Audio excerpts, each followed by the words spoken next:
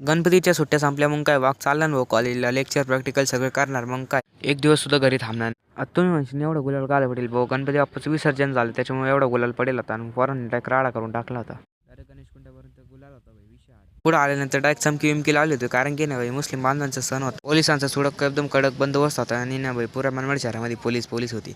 मग काय इकडे पुरं बॅनर बिनर लायलं होतं संध्याकाळी एक व्हिडिओ अपलोड करून तो नक्की पहा मित्रांनो.